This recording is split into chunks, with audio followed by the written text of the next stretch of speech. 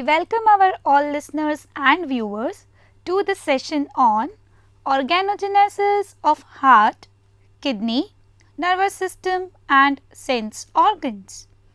We will learn the organogenesis of heart, kidney, nervous system and sense organs in respect to amphibians. During neurulation, that is tubulation of frog, the germinal layers, namely ectoderm, mesoderm and endoderm, become tubulated and differentiate into primary organ rudiments of their respective organs. These primary organ rudiments further subdivide into secondary organ rudiments which gradually develop and differentiate into organ systems of adult frog. These processes of organogenesis occur during the stage of conversion of neurula into tadpole larva and metamorphosis of tadpole into adult frog.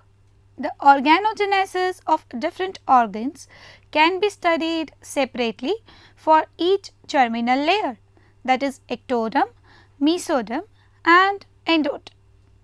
We will start with development of ectodermal organs. The neurula has three kinds of ectodermal tissues, namely epidermal ectoderm, neural ectoderm and neural crest cells. During organogenesis, these ectodermal tissues form a variety of body organs. Development of epidermal ectoderm. During the process of neurulation, the epidermal ectoderm is segregated from the neural plate and neural crest cells. At this time, it is complex rudiment of many organs like epidermis of skin. Development of skin. The skin is composed of epidermis and dermis. The epidermis is formed by ectoderm and the dermis is formed by mesenchyme. The epidermal epithelium of young tadpole is made up of an outer ciliated covering layer, the periderm, and an inner nervous layer, stratum germinativum. The cells of periderm contain pigment granules and unicellular glands, particularly in head region. The innermost cells of epidermis, the one adjoining the basal membrane, become the Malpighian layer of the epidermis. Soon, the mesenchyme cells, which originate from dermatome and neural crest, accumulate just underneath the Malpighian layer and eventually develop into the dermis of the skin. Development of epidermally derived ectodermal sensory organs. Most of the structures derived from the epidermis make their first appearance in the form of plate shaped thickenings of epidermal epithelium. Such thickenings are called placodes. Development of olfactory sensory organ, that is nose. In the late gastrula, just after the closure of the neural tube, at the anterolateral sides of the presumptive telencephalon, there arise two epidermal thickenings, the olfactory placodes. The central part of each placode becomes invaginated and forms an olfactory sac or nasal sac, which opens to exterior by the external nares or external choana.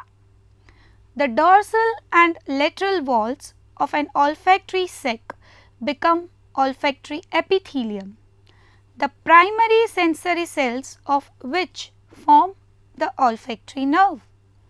From the ventral wall of each olfactory sac arises an elongated tube called nasal canal, which opens into oral cavity by internal or primitive choana. The Jacobson's organ develops from a medioventral part of the olfactory sac and has sensory function. Development of auditory organ, that is ear. Each ear of frog consists of an internal ear called ear or membranous labyrinth and a middle ear which includes eustachian tube, ear ossicle, that is columella, and tympanic membrane. Development of inner ear. The auditory placard appearing against the side of the hind brain invaginates and produces a closed vesicle which is eventually separated from the epidermis. This vesicle is known as otic or ear vesicle and it is the rudiment of internal ear. The ear vesicle is pear shaped and its pointed end remains directed upward and later on develops into the endolymphatic duct. The expansion of an ear vesicle, however, remains unequal so that it becomes constricted in some places and bulges out in others.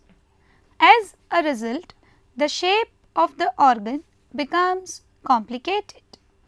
The lower part of ear vesicle becomes divided into sacculus and utriculus. The utriculus becomes drawn into rudiments of 3 semicircular canals.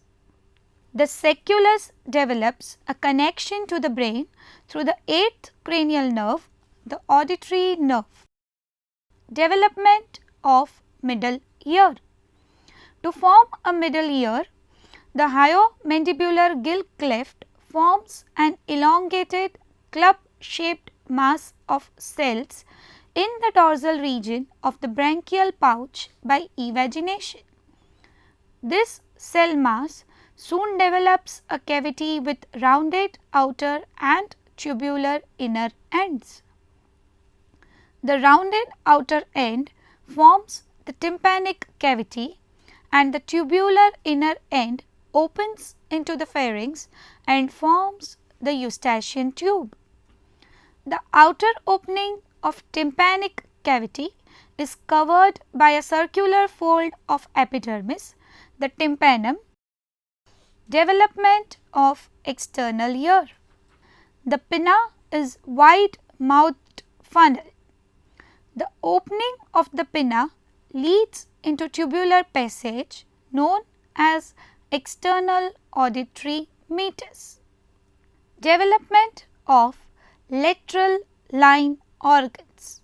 Part of the epidermis adjoining the auditory placards becomes thickened and from these epidermal thickenings develop the lateral line sense organs which remain distributed over the head in several rows, and a row of these lateral line sense organs stretches backward along the side of the entire body and tail. Development of neural ectoderm. The neural ectoderm is a complex rudiment of central nervous system, peripheral nervous system and the eyes. Development of central nervous system. The primitive neural tube located mid-dorsally in the neurula forms the basis for the central nervous system. Development of brain. Soon after the formation of neural tube, the brain rudiment becomes constricted into an anterior brain vesicle, the prosencephalon, and a posterior brain vesicle, the deuterencephalon. The deuterencephalon is further subdivided into mesencephalon and rhombencephalon. These 3 brain vesicles, that is prosencephalon, mesencephalon and rhombencephalon, are the rudiments of forebrain, midbrain and hindbrain respectively. Development of forebrain. The prosencephalon is the rudiment of telencephalon, that is cerebral hemispheres, and diencephalon. The telencephalon gives origin to two anterolateral pouches, the telencephalic vesicles, which later develop into cerebral hemispheres. Each cerebral hemisphere contains a pocket-like cavity, the lateral ventricle, which is the remnant of original neurocele. The lateral ventricles of both sides remain freely communicated with cavity of diencephalon by a broad opening called interventricular foramina or foramina of Monro. The diencephalon possesses a large cavity called third ventricle. The ventral wall or floor of diencephalon gives out laterally two outpushings, the optic vesicles, which later develop into retina of eye, and optic nerve. At its midventral line, the floor of diencephalon gives out a funnel-like outpushing called infundibulum, which fuses with an outgrowth from the stomodial invagination to form the hypophysis or pituitary.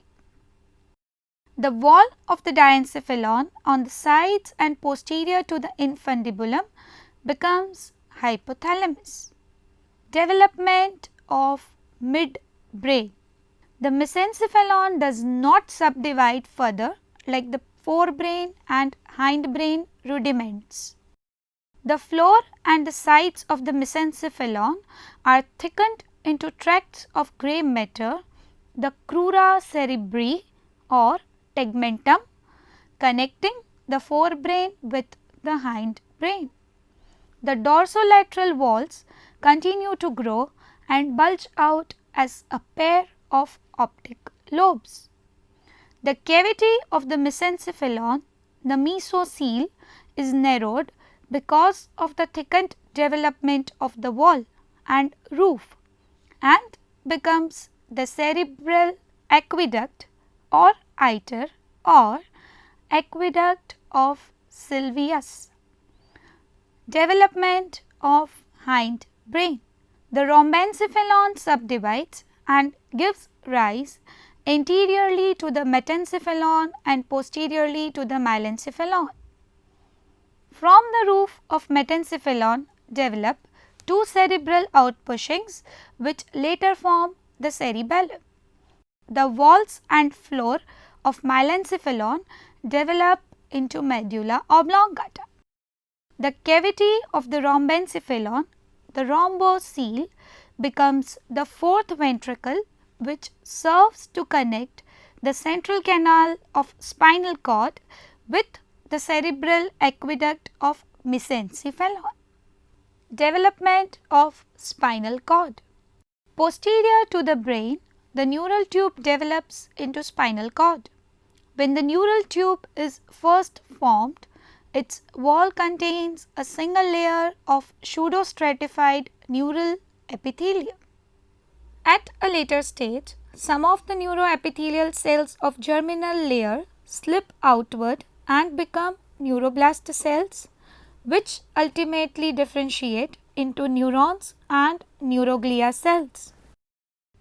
The outwardly migrating neurons ultimately accumulate underneath to that portion of spinal cord which destines to become its white matter and forms a loose layer of cells called mantle. The part of the spinal cord from the central neurocele to the outer boundary of mantle contains numerous neuroglia cells and is called grey matter. Outside the mantle lies the marginal layer of the spinal cord. This layer contains processes of ependymal and neuroglial cells to which later are added an increasing number of axons. When axons get ensheathed by fatty myelin sheaths, The marginal layer looks white when fresh and is called white matter. Development of peripheral nervous system. The cranial and spinal nerves and their ganglia have double origin. Their motor fibers are derived from the cells of neural tube origin, while the sensory fibers of all cranial and spinal nerves are derived from neural crest cells. Development of eye. The development of eye is a complex morphogenetic process. Soon after the differentiation of three brain regions from the neural tube, the prosencephalon gives out two lateral, hollow, spherical bulging, one on each side. These are the optic vesicles. The lateral surface of the optic vesicle almost touches the ectoderm and induces a thickening at the place nearest the optic vesicle. This thickening is the lens placode. After the formation of the lens placode, the optic vesicle invaginates to form a double walled cup, the optic cup. The ectoderm from where the lens vesicle gets separated heals up. The cells of the lens vesicle towards the ectoderm remain cuboidal to form an epithelium. The elongating cells of the lens vesicle form the lens fibers. The lens fibers gradually become transparent. When the lens is formed, the free margins of the optic cup touch its edge and grow in front of it to form the iris. After formation of the iris, the opening which remains in its center becomes the pupil. In the meantime, changes are taking place in the two walls of the optic cup. The cells of its outer wall, that is the wall towards the brain, develop pigment and become the pigmented layer of the retina. The nerve cells of the retina give out nerve fibers towards the cavity of the optic cup. These fibers arise from all directions along the inner surface of the retina and come out of the eyeball as the optic nerve. Closure of the choroid fissure. Along the choroid fissure, an artery and a vein enter the eyeball and the optic nerve fibers reach the brain. The ventrolateral margins of the choroid fissure fuse below the blood vessels and optic nerve fibers to enclose them within the optic stalk. The mesenchyme near the optic stalk forms the dura, arachnoid and pia mater around the optic nerve. When the optic cup and lens are forming, mesenchyme appears all around these structures. The mesenchymal cells start forming the sclerotic and choroid coats around the retina and the lens. Some of the mesenchymal cells form a thin capsule all around the lens. This is lens capsule. Ciliary body. It is a circular body all around the iris.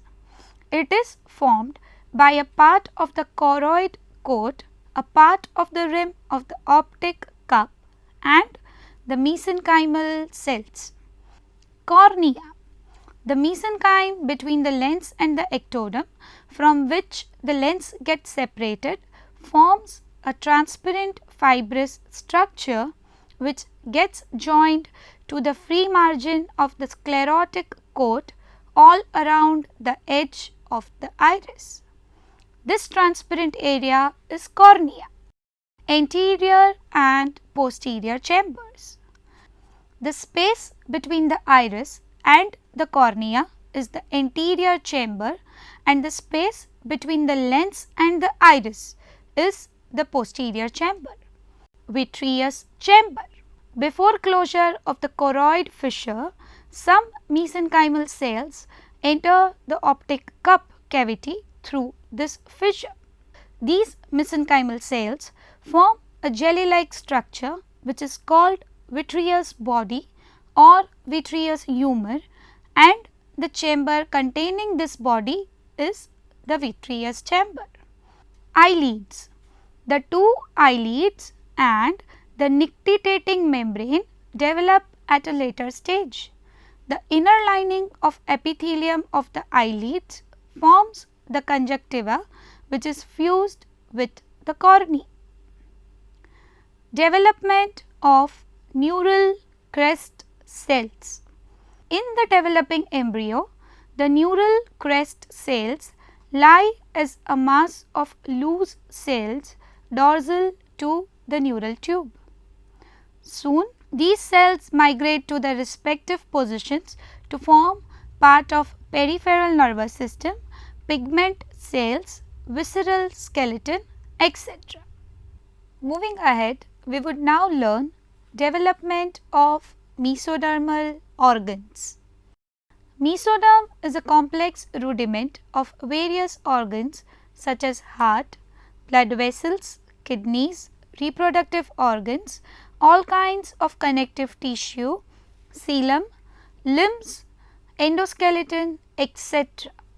The development of some of these organs takes place as following. Development of axial skeleton. The axial endoskeleton, that is skull and vertebral column of frog, passes through following three phases during its development. The three phases are notochordal phase, cartilaginous phase and bony phase. The cartilaginous axial endoskeleton of early tadpole is derived from sclerotomes which become converted into mesenchyme.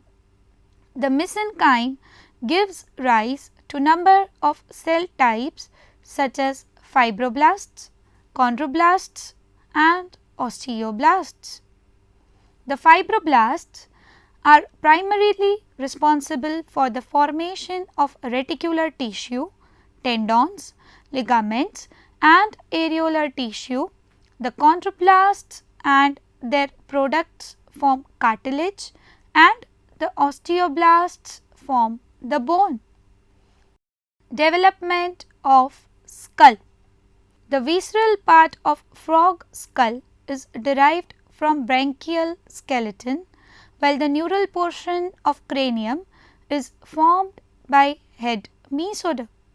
The head mesoderm forms a cartilaginous chondrocranium which is made up of independent rudiments such as a pair of trabeculae, a pair of paracaudals and the capsules of sensory organs. All of these chondrocranial rudiments are derived from sclerotomes and they develop around the anterior portion of notochord. Development of vertebral column. The lower part of the myotome facing the notochord is called a sclerotome. The cells of the sclerotome get loose and become mesenchymal cells to cover the notochord.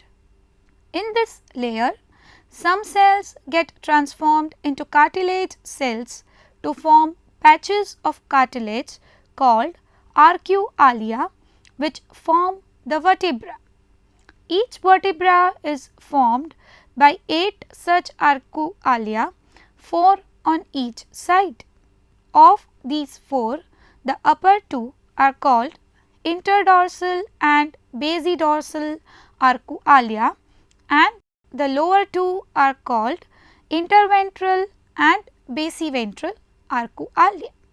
Parts of the dorsal arcualia grow upwards along the sides of the neural tube and fuse above it to form the neural arc and the neural spine of the vertebra. Similar growths from the ventral arcualia form the hamal arc and hamal spine. The remaining parts of the arcualia grow towards the center of notochord to form the centrum of the vertebra. Development of heart. The heart in vertebrates develops from the lateral plate mesoderm at the ventral side of the pharynx.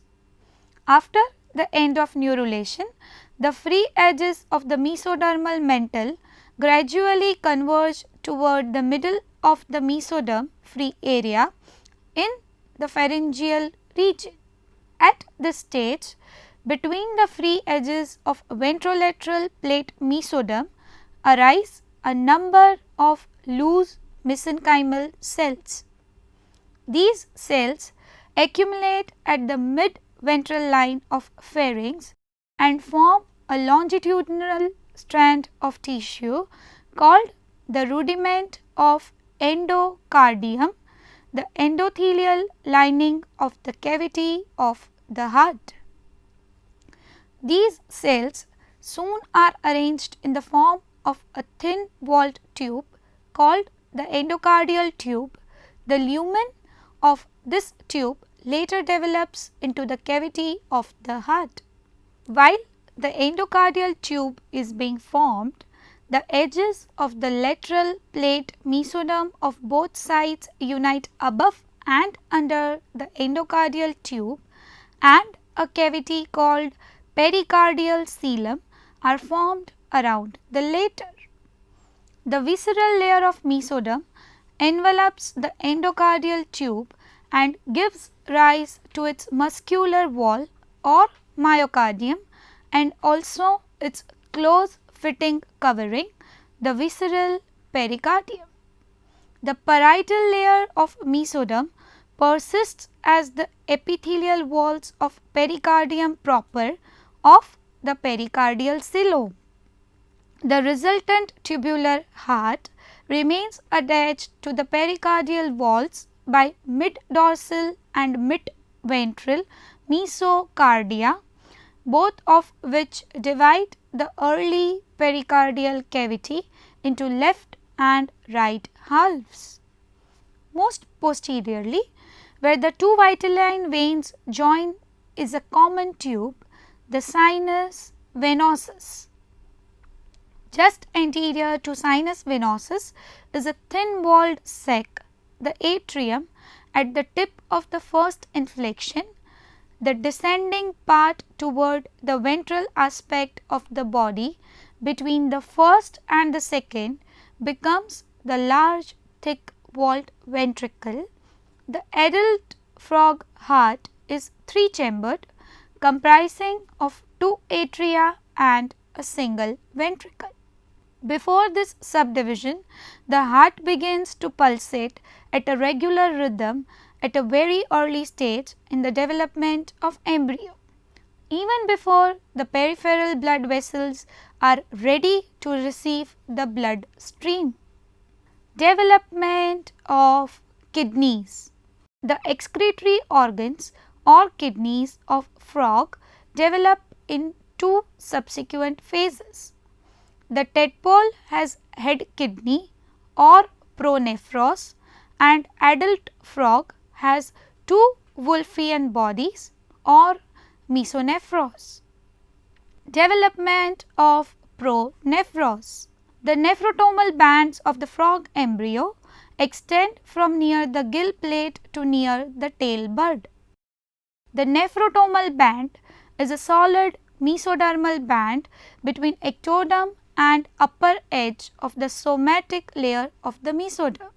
When the embryo reaches a length of 2.5 mm, the part of the nephrotomal band below the second, third and fourth somite thickens and grows outwards as a solid ridge in between the ectoderm and somatic mesoderm.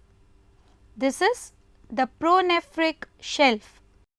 At the distal edge of this shelf, small cavities appear which fuse to form a canal inside the pronephric shelf.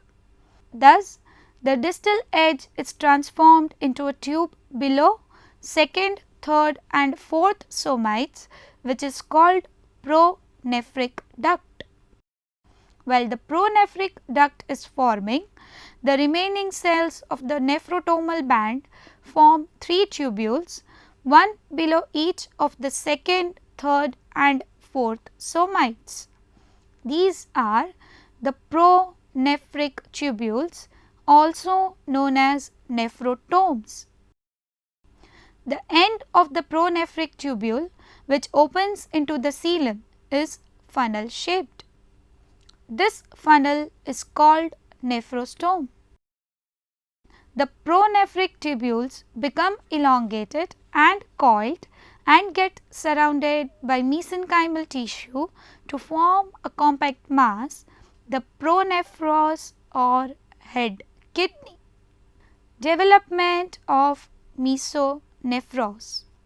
The functional kidney of the frog embryo is formed from the nephrotomal band below the 7th to 12th somite. In this region, the cells of nephrotomal band form rounded vesicles called mesonephric vesicles. These vesicles elongate to form mesonephric tubules. Several mesonephric tubules are thus formed below each somite, which remain connected together. The blind ends of these tubules swell and invaginate to form double-walled cup, Bowman's capsule. The mesenchyme inside each cup forms a globular mass of network of capillaries, the glomerulus. These capillaries get joined to two fine arterioles, the afferent and efferent glomerular arteries. All the mesonephric tubules together are called the mesonephros or Wolffian body, which is the functional kidney of the frog embryo, tadpole and the adult. When the pronephros degenerates, the primary mesonephric tubules open into the pronephric duct.